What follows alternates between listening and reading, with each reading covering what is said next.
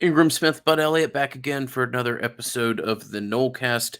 But it's a Sunday evening. We've got a bunch of recruiting recap to give after 8 official visitors made their way to Tallahassee. One gentleman who was in Gainesville committed to Florida State, which is hilarious, and we'll have a good time talking about that. So predominant recruiting conversation here. At the end of the podcast, we will touch briefly on the new baseball coach and that information being formalized and made public and what we can extract from that. But Bud, eager as always to lean on your recruiting expertise and to jump in as to where Florida State stands after a big recruiting weekend in June. Yeah, man. The last weekend in June, you could have official visitors before the dead period hits. Of course, you can have visitors again at the end of July, but very excited to be talking to you here. And shout out, of course, to Tarpon Cellars, Louisiana Hot Sauce for us. Let's just go right off the jump. I think 2 years ago was the first time I saw Rod Kearney and came back, and we talked about it on this show, that there's a really, really nice looking offensive lineman out of Jacksonville. If he grows more, maybe he's a tackle. If not, he's probably an interior guy. But guess what? Alex Atkins got him. Highest rated player in their class. Really nice prospect, a guy who I think likely could play early at the college level. Great base, good balance. He can redirect. He has active, violent hands. Pretty smart kid, academically focused. Family likes FSU and Alex Atkins a whole lot. And, dude, offensive lineman committed to a program that just went 5-7. It's because of Atkins. Oh, it right? is because of Atkins. I mean, we've talked about it before.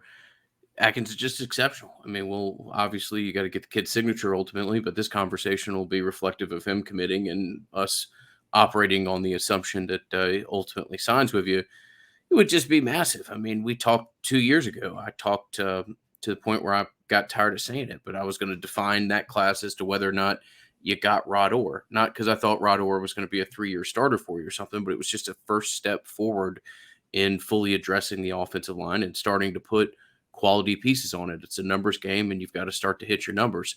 And when you combine what you did last year with guys like Armella and Early and some of the other nice offensive line pieces that you got, Quayshawn Chap, a little bit more of a project there, but you got some nice pieces that you can work with, and getting Woody on campus, whether he be whatever line of the scrimmage.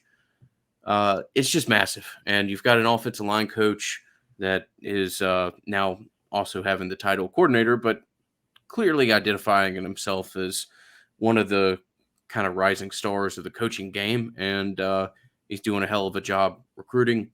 And we'll have time to talk all about records and if you get retained, et cetera, et cetera.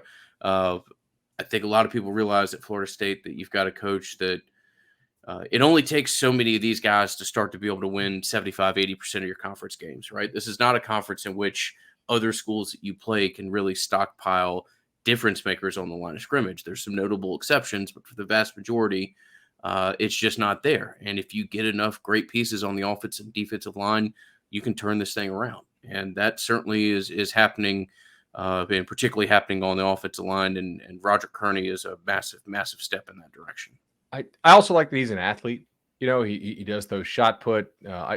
I just like this guy because his balance is really good, man. And that's something I look for in offensive linemen. Do you get crossed up? Can you keep your center of gravity between your 2 feet so you don't get tossed, and it allows you to keep driving people out of the way? I think, especially if he can snap. If this guy can snap, then I think he's a multi-year starter and a potentially if he can actually be a competent snapper of the football. If you can play a guy like this at center, it's a really big deal. It's almost we talk about sometimes playing up the defensive spectrum, right, or down the defensive spectrum, because it qualifies more so for defense. Like Mario Edwards Jr. was a guy who could play up the defensive spectrum. So he's defensive tackle body, but he had just enough athleticism to play defensive end.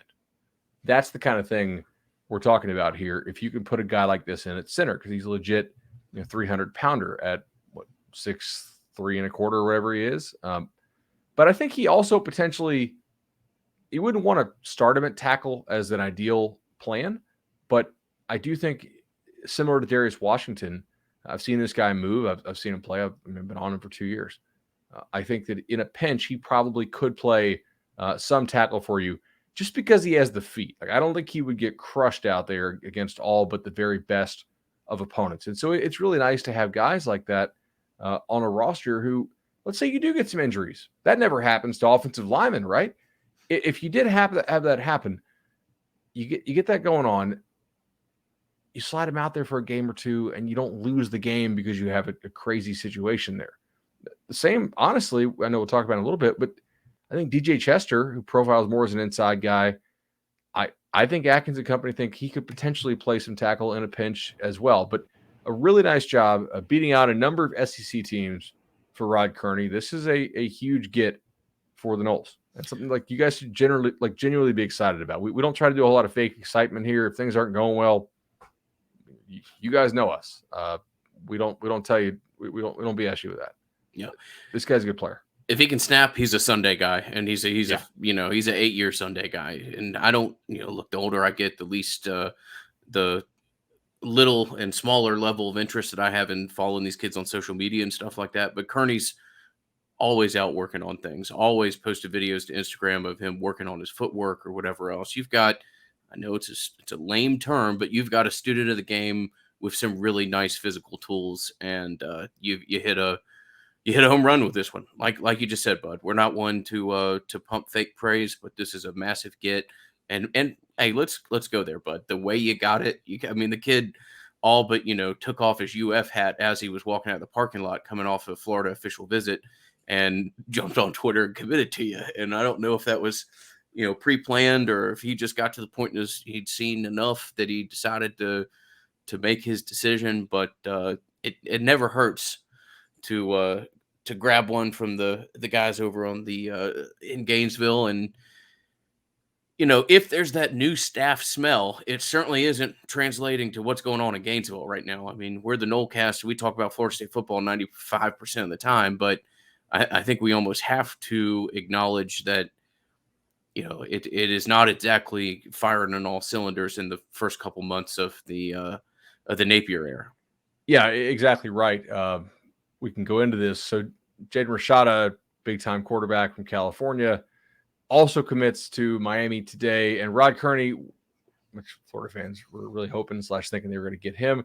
Rod Kearney, UF fans are like, hey, we have 2 offensive line coaches now. We have new coach Smell, and that's all true.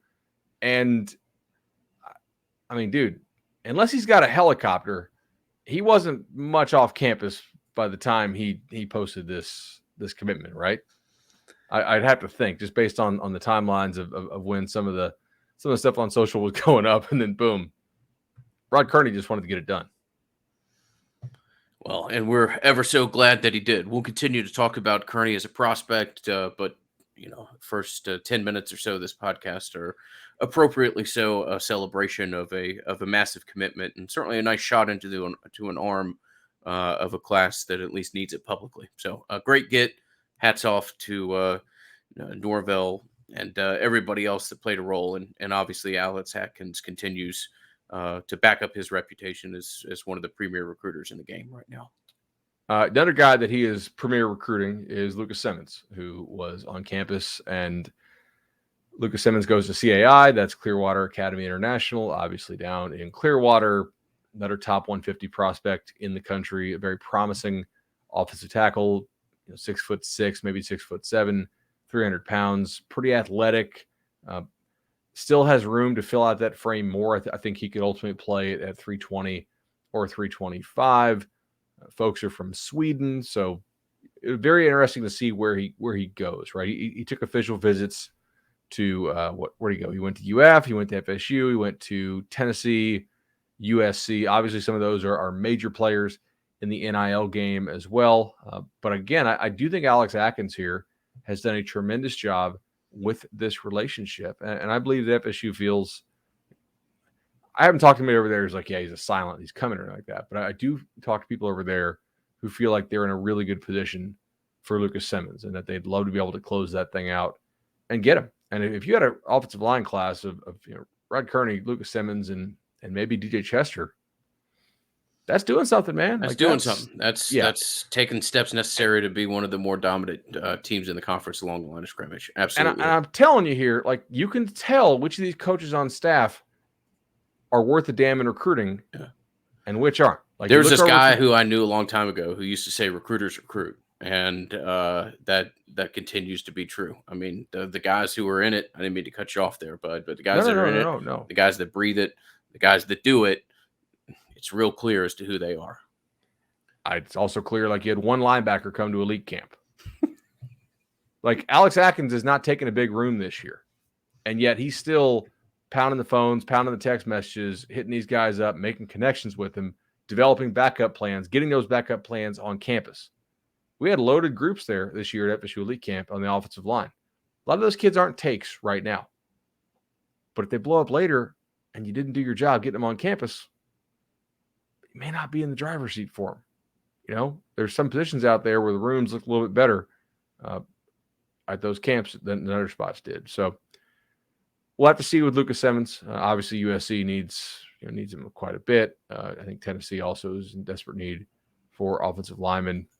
We'll have to see what Florida does. They just missed out on Rashada, as we noted, and Kearney, and so maybe there's some need to really reach down and get your best fastball going, right? Just reach back for a little more. We'll have to see on that. I'm interested to see exactly when he's going to commit, but I'm excited to watch what happens here, man. Where do we want go to talk QB dominoes? Yeah, why don't we? I guess it's only natural, right? We had we've referenced the large piece that moved earlier in committing to Miami in Rashada, the California prospect there, who it more or less came down to Florida and Miami. I know Texas A&M was somebody that we had talked in the hypothetical 10 days ago or so, but it seemed to really be a two-team race, at least from my perspective there. Rashada chooses Miami. We'll have to see what this means as far as the dominoes falling and what the impact on Emory Williams is, etc. But Williams committed as well, did he not? Emory Williams did commit to Miami. Okay, yeah. So they went ahead and took both. Well, I mean, that's a tip of the hat to them. It's a good job of convincing two guys to get in the boat and having an honest conversation with one of them about what it meant by taking the other. So, but those are two dominoes, one pretty large piece. And why don't we go ahead and talk about what it might mean for Florida State, being that they had Parson on campus, and then maybe Brock Glenn of the Collins-Glenn conversation is the one that they might feel that they're having a slight bit more traction with currently. Yeah, so we did talk in that last episode, where do you want to see Jaden Rashada go if you're a Noles fan?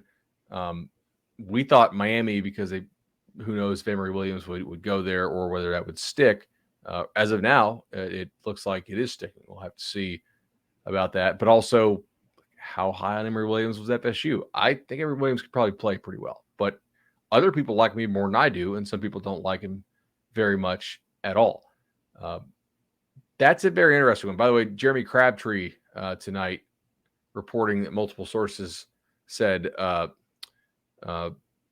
Rashada went for $9.5 million, and that they actually turned down Florida's Gator Collective for $11 million. That's again per Jeremy Crabtree, and the agent for Rashada basically said, like, Florida offered more, but quote,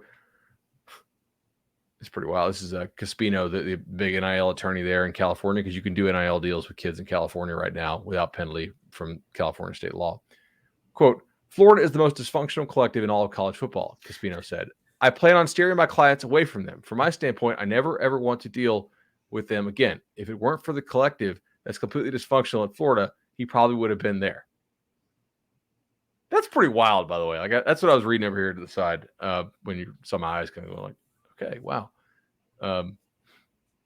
That's one of the crazier quotes I've ever heard. And yeah, I mean, I'm having a hard time process just what you said over the last 45 seconds. I mean, this is like one of those quotes that you take a screenshot of in case it gets edited or deleted because it's supposed to be off the record. Certainly. And Rashada is a nice prospect, but are we really offering up $11 million for a kid? I mean, that's not per year, I guess. Well, right. Well, I'm saying, I mean, are we talking $10 million for 3 to 4 years of a kid like that? That's I think for quarterbacks, yeah.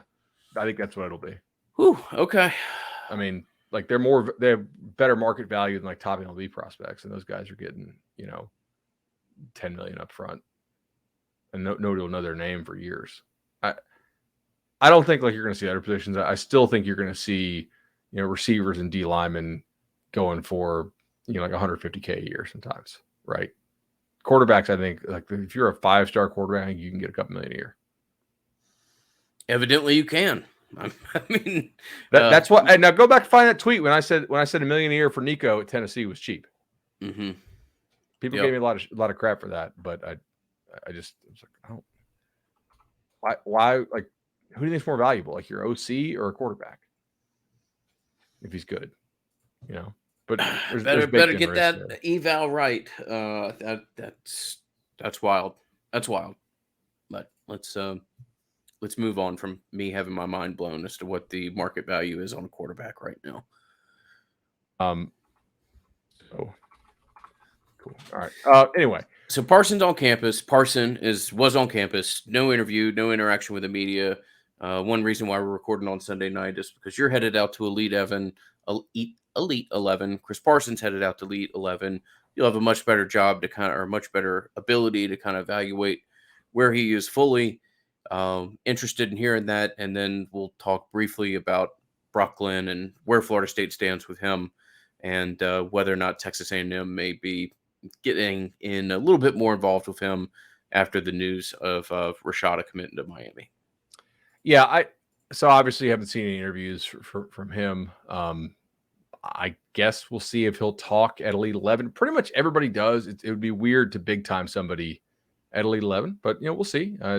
Everybody has their right to talk or not talk. Certainly one of the lower rated guys out there at Elite 11, but it's still an honor to be invited. And who knows, maybe he'll go out there and completely ball out. I really want to see him in comparison to other guys his same age. I think I know what I'm going to see, but I don't want to go in with preconceived notions. I want to just clean slate it, right? I want to see Brock Glenn. I want to see Ricky Collins. I want to see how big is the gap between a Brock Glenn and a Rashada, or Brock Glenn and a Nico. There's a lot of really good QBs going out there this year. FSU is somehow involved with quite a few of them, and I don't know that a decommitment from Parson is imminent, but I do know that Jaden Rashada is tweeting out pictures that he took with other recruits on the official visit and saying, hey, like, time for you to pull the trigger too. Right. I'm not really seeing that same level of that right now from Parson, but at the same time, are you seeing Emory Williams do that? What happens if Brock Glenn jumps in the boat? Do you think Parson hangs around? I don't know. I guess it kind of depends on who you think's the better prospect. I think it's Brock Glenn, but again, I want to see them in person, side by side. Which just doesn't feel like Parson and Florida State see this through to the finish line, regardless of what other names get involved. Could be wrong, could be right. We'll have to see. I am, I don't know that I've paid a whole lot of attention to Elite 11 the past couple of years. No disrespect to you, bud. But with the amount of Florida State prospects out there this year, it'll just be as interesting a camp from a Florida State perspective as there's been in a while. And Parson has had days, just from people that I've talked to that have been on camp circuits and seen him throw at other schools. There's days where it's good and there's days where it's not very good at all. And so I'm interested to see what he looks like in a atmosphere like that. And as far as like energy, nerves, adrenaline, stuff like that, Elite 11's is a decent little showing. I mean, kids know that they're out there with some of the other better prospects in the country, and it's not a game-like setting. But I think we'll get a pretty good feel, and I'm eager to hear some of your reactions, and we'll try to catch up with you in the middle of next week to get that feedback. But they feel pretty good, by the way. Like I sometimes you talk to staffs and like we see these these reports out there, and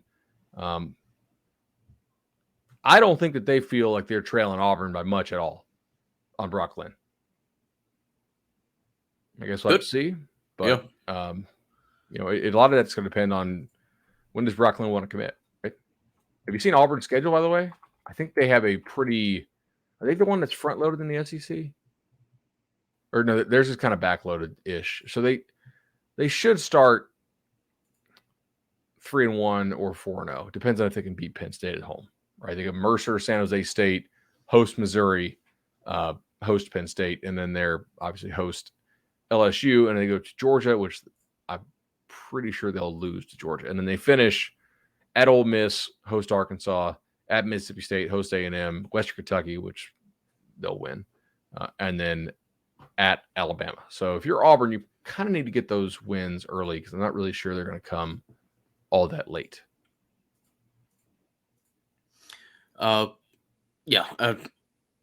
Brooklyn, they think they're in a good place. We'll see. We'll see what it looks like with that. Collins, Ricky Collins, the kid out of Baton Rouge. I try not to talk as informally as that, as I realize a lot of y'all aren't recruiting addicts the same way that Bud and I might be. But Ricky Collins, feeling like LSU maybe getting a little bit more involved with him over the past couple of weeks, Bud?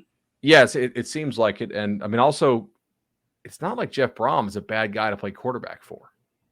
You know, you think about this, much in the same way going to Texas for Arch Manning doesn't seem like a sure of a thing program-wise as it would be to go to Georgia or Alabama. But offensively, like you can make a pretty good argument that that Alabama and Georgia are not quite as a sure thing offensively as Texas is, as long as Sark is there. As long as Jeff Brom is at Purdue, and he's got a pretty big contract, they're going to have pretty damn good quarterback coaching. He's got a great track record as a QB coach. So even though FSU is a better program than Purdue is, FSU doesn't have a lot of perception of stability from the outside right now for obvious reasons, as I've discussed. I mean, I was at the satellite camp and was like, guys, he's not in the hot seat. And the other coach, like, not on FSU staff, but some of the other guys are like, okay, yeah. Well, it's weird they're not recruiting like they're on the hot seat, but I mean they're okay. Yeah. What else do you want to talk about tonight? Let's talk about some of the other official visitors real quickly. Before we do that, we'll thank the legendary team, as we are fond of doing. I don't know if this is official yet, but gotten a couple more emails from Shannon. Looks like they're going to be able to close a deal with longtime Nolecast supporter Jonathan Breimer. So big thank you to Jonathan. I know that you were texting the guys over the weekend. A market that we've acknowledged certainly has changed over the past couple months, but there's nobody else that you would want to go through this process with, I can assure you, rather than Shannon Young. Bud's done it twice. Just fantastic. Best-in-class service. Fantastic responsiveness from Shannon. Honestly, he's probably the most responsive professional that I've ever interacted with, and we're so fortunate to work with him. But I'll let you throw out the number and tell briefly your experience, but a big thank you to the legendary team of Chad and Shannon. Yeah, I really couldn't be happier to use the legendary team, right? Like, I've known Chad and Shannon for a long time now. We've sent 400 loans, which is insane, and just a tremendous group of guys to work with. 844 FSU Loan is the number. Great rates, knowledge of the market, professional customer service, and when you call them, you get a little Knowles chat as well. So give them a call, 844 FSU Loan. That's the spot to check out, and they're always anxious to help you. So let's talk a couple more of these guys. You want to talk? Running backs? What do you want to talk? Yeah, let's talk running backs. So Dalen Smothers is a big, is a kid out of North Carolina. Came on an official visit. If you watch some of the interviews that are available afterwards, it's obvious that it went pretty well. I mean, he talked about how emotional his mom was at times in meetings with Mike Norvell, feeling that it was just a great place for him. There's some other big schools involved. I don't want to say that a commitment's imminent, but it certainly, by outward appearances, you put your best foot forward in a kid that was pretty high on his visit, undoubtedly. Yeah, North Carolina High School Player of the Year in May of 2021. I believe UNC played spring ball in 21, right? Because that was the following the 20 that didn't happen. There was a couple states up there, and I remember UNC was the most. UNC, I think North Carolina, not UNC, but North Carolina, the state, was the southernmost school that didn't play a regular schedule. Because I think South Carolina did, and I remember Virginia had some weird stuff going on, if I recall correctly on that. So definitely a good player. At 24/7 Sports, we have him as an 88 rating, so number 31 running back in the country. Somebody else must have him rated really high because on the composite, he's the number 9 running back in the country and a top 250 player in the nation. Regardless, a pretty good player, and certainly somebody that if you have to feel like you're punching a little bit above your weight class right now, given the existing products that you have on the field, given the lack of new coach smell and basically everything that's gone on. Some of your fault, but honestly a lot not your fault during their tenure so far in Tallahassee. You know, is he a take at Alabama? I don't know. NC State, Oklahoma, probably so. I would guess that's probably more of your competition. Yeah, but I think NC State's your competition here, just personally. Can you beat a team that's doing pretty well on the recruiting trail? That's got the in-state school. Yeah, I think you certainly did. All you could and more this weekend. So we'll have to see. But a kid that seems to legitimately enjoy Florida State, and I think you've done as good of a job as you can there. Sam Singleton is the other running back, in-state kid, fairly highly regarded when you look at national ranking.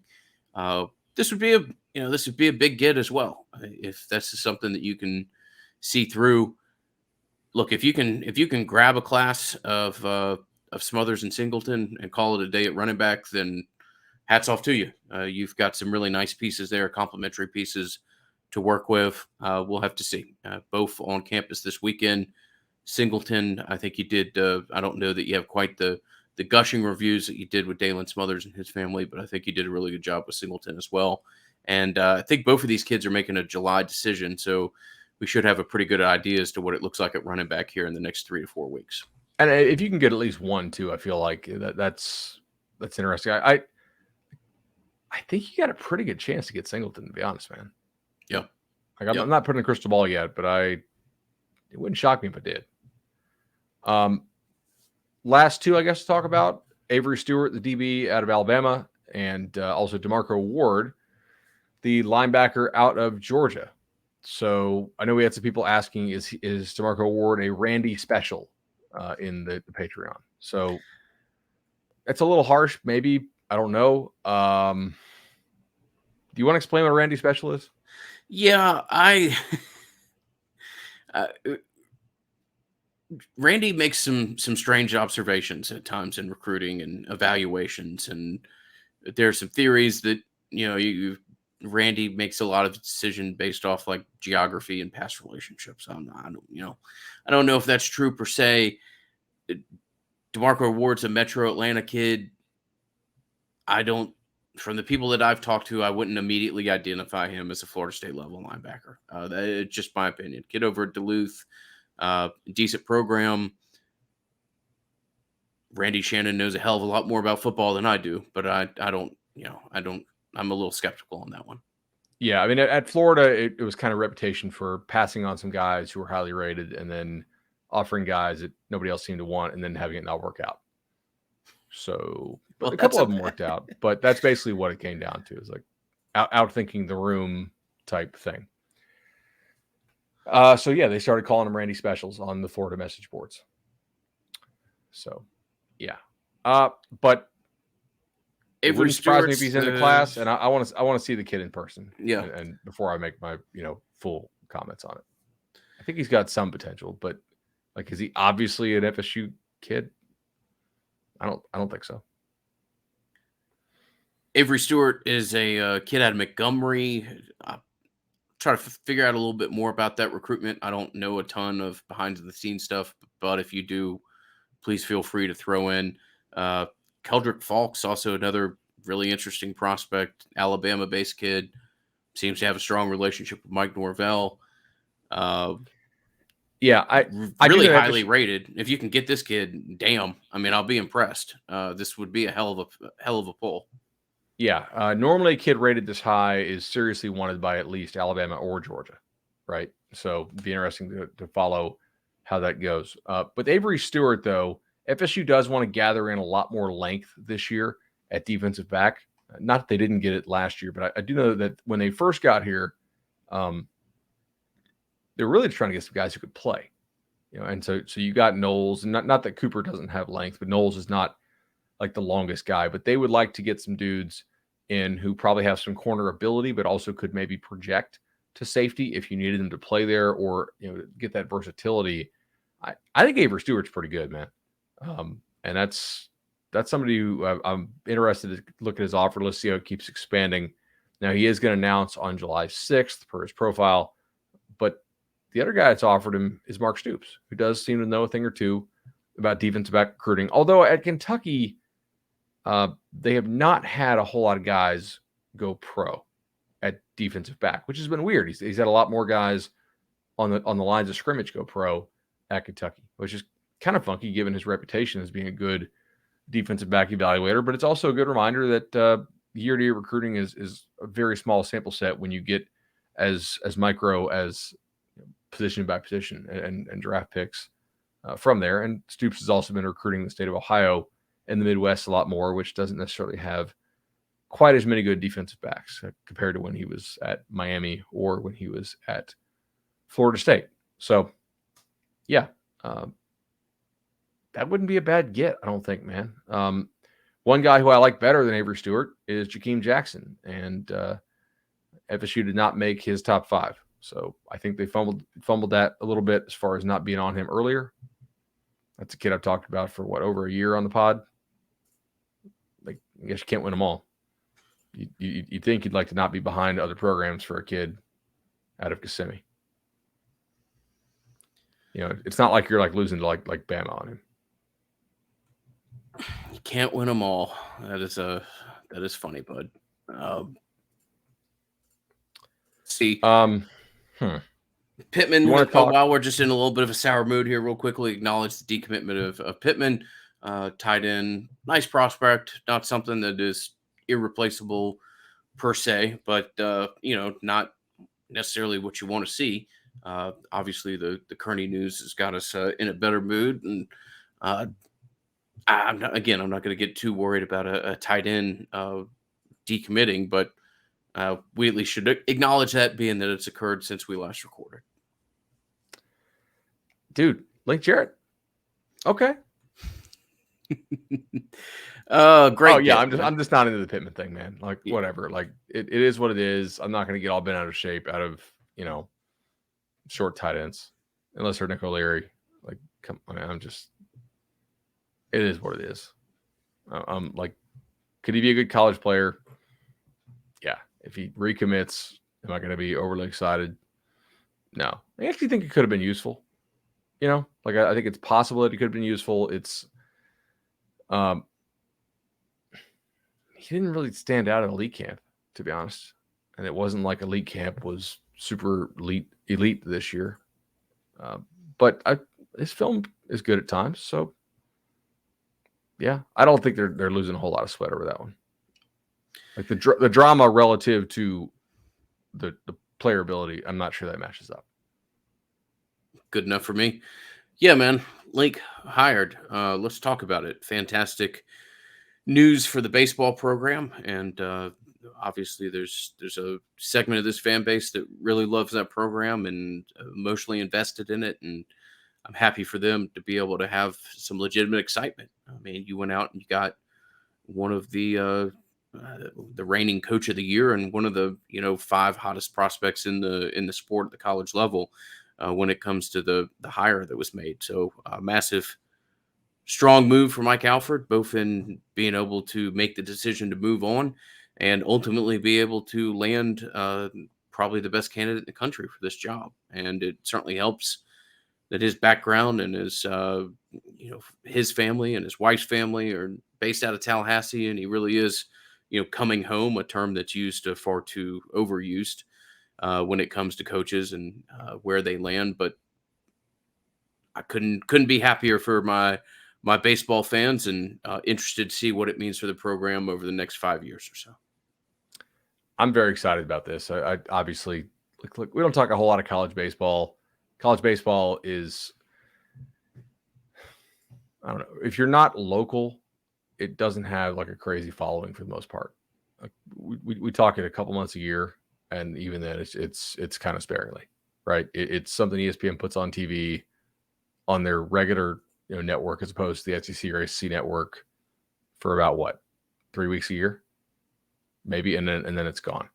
We try to fit this show to what people care about. The number 1 sport is football. The number 2 sport is football recruiting.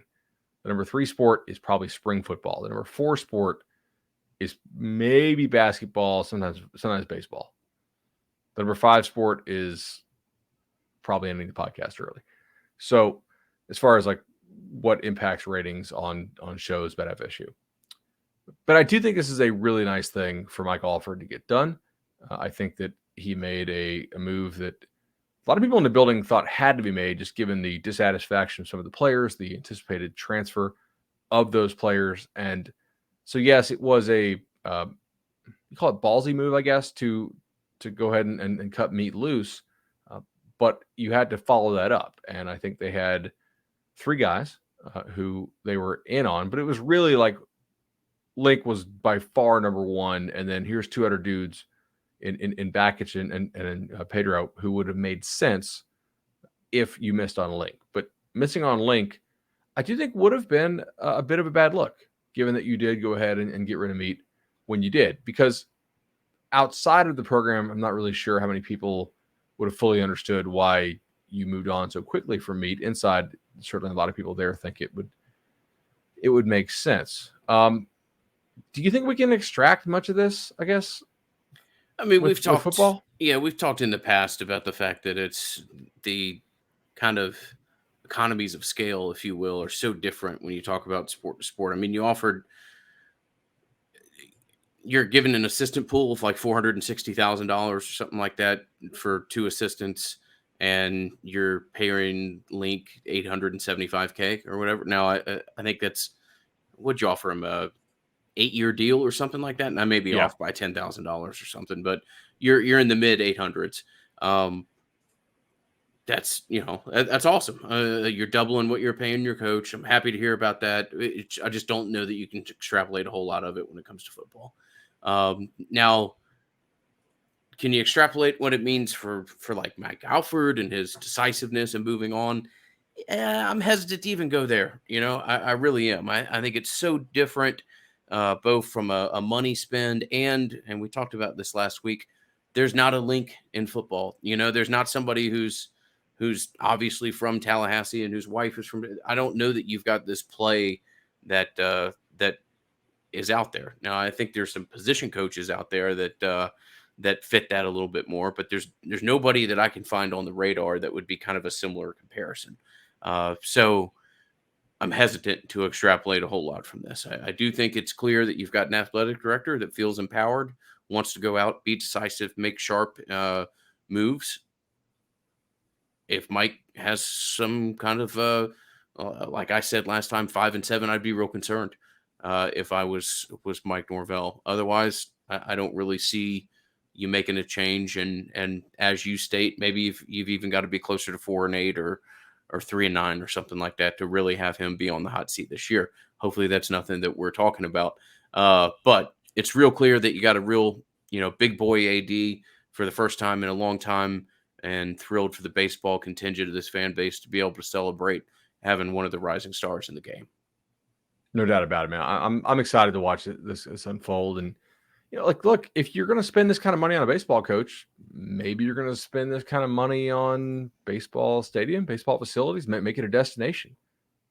Have it something that you're excited to, like, not that Hauser isn't cool to go to, but it doesn't match the experience of the other top stadiums in the country, right? Most of the SEC parks that have been redone, and a couple within the ACC as well, are clearly better than what you have at Hauser right now.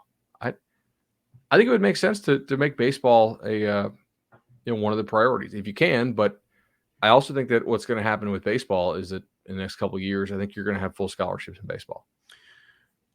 I think if Florida State's serious about baseball, that Madison Social is in either the left field or right field corner within the next 10 years. That's what I think. I think you build a miniature version of what the Brave Stadium looks like as far as the battery and some of those things that are around it, and that you're building a new stadium in what are currently the IM fields. That makes sense. What if you could build, like, I mean, you have the patio right now, right? With the garage retractable right now. What if you build it up where you had like a Green Monster style thing where like you would hit home runs in the Madso? That would be wild, dude. Imagine that. That would be wild. That would be incredible and fun, and something to look for. Oh, speaking of Matt, Matt Thompson called me and said that he would immediately bring back the grilled cheese sliders if that Jacksonville quarterback requested. But actually, that those went back on the menu a week ago as well. Oh, did they? Okay. Yeah, unrelated. But he said, well, we're talking big time quarterbacks. I'll bring anything back. But that might be an inducement, by the way. Yeah, well, yeah. I think the NCAA might have some greater things to investigate I was than gonna that, say, given what we read tonight. If we're offering grilled cheese sliders and other people are openly tweeting about pay to play, I'd love to see how this works out. So, oh, now we got the lawyers of the Gator Collective clapping back about this, saying they never offered 11 million or even 1 million or even $1 to Rashada. That's incredible, man. I'm still trying to wrap my head around some of the quotes that you threw out there tonight. It's a little wild, but like it's clearly all right. In my opinion here, if you're saying this stuff, you clearly want to be the guy or one of the guys with your name on the suit against the NCAA. If they try to make you do something about this. True. I would think. We'll thank our friends at Congruity for making the show possible. It was one of our lead sponsors. Just a fantastic team for us. Fantastic feedback from all the people that they've worked with. As we're fond of saying, spend 10 minutes with Matt Lewis. 5 of it could be talking ball. 5 of it can be exploring whether or not there's a partnership that's going to be beneficial, as there has been for, I believe, 8 different Nolecast listeners at this point, one of which is the company that I work for. Matt and his team have been great for our little humble LLC, and we think they'd be great for your business regardless of the size. So give them a call. As I'm say frequently, if you want a third-party introduction, as I've done for many of the other people that have ended up working with Matt, I'm happy to do so. Or you can go to congruityhr.com to find out more about the services that they offer. Do you want to do the listener questions? I think the one question that we had held over is particularly apt for tonight, and it's about NIL collectives and what could be on the board as far as people try to work around some of the existing framework. So Morgan writes, do you think wealthier NIL collectives will get clever with non-qualifying high school athletes and develop training programs such as clubs or quasi-minor league NCAA programs? Example, blue chip prospect can't qualify out of high school, but got a small NIL offer from a collective aligned with his preferred school. He goes to community college next to State U, trains with a private strength and conditioning coach or some club team that happens to be a strength and conditioning coach at State U. Blue chip prospect stays local, incentivized, in shape, and qualified to come in a year later. Amateur status all intact, and more familiar with the lay of the land in State U's town than if he had been if he had taken the traditional route of a junior college in Mississippi or Kansas. And if blue chip doesn't work hard enough or develop as hoped, well, nominal investment, and sorry that it didn't work out.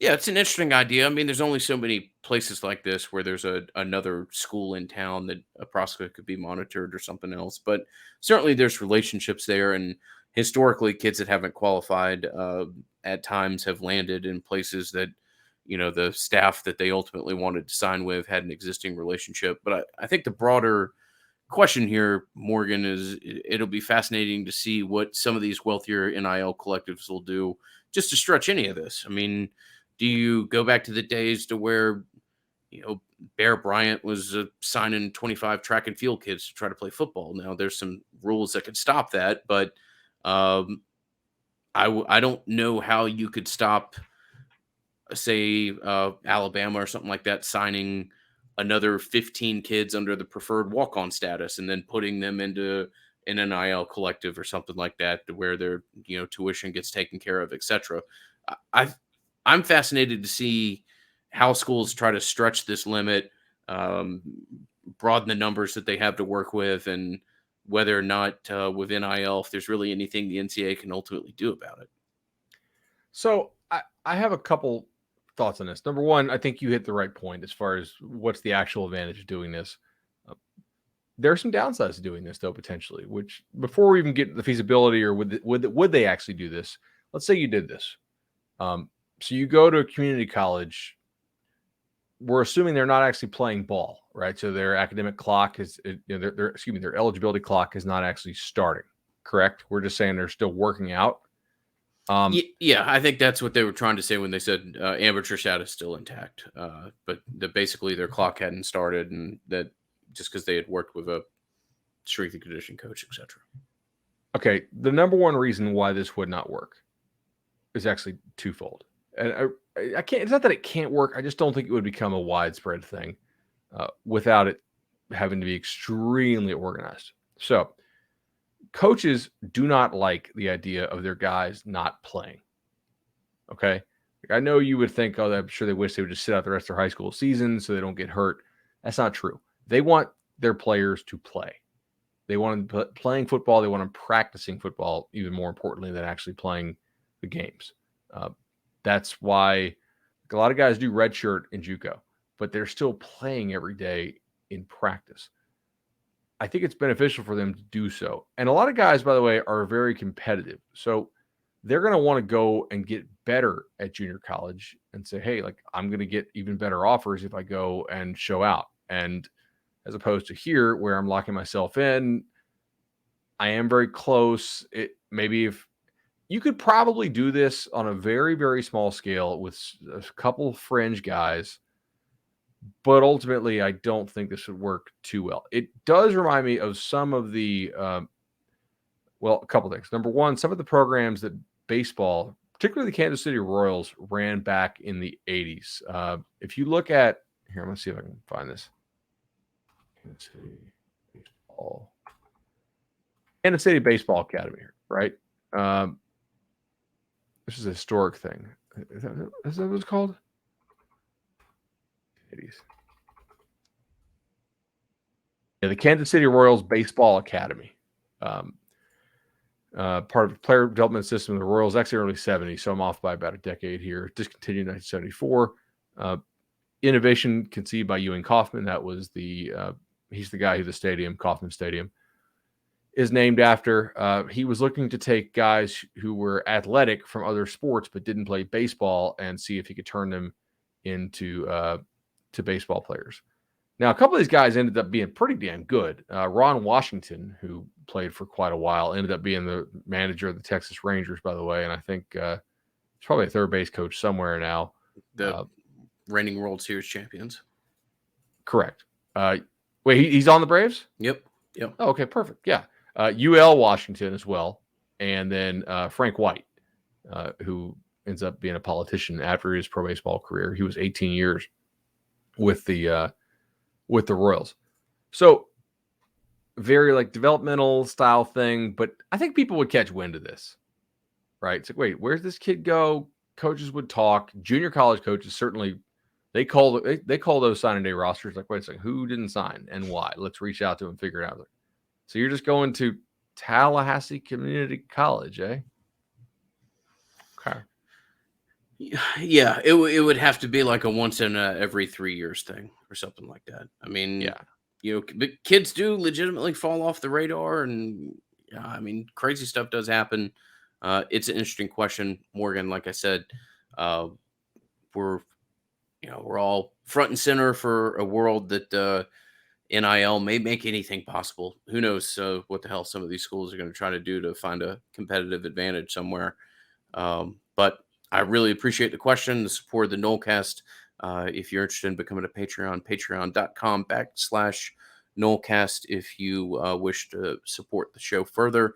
And a big thanks to all of you that do.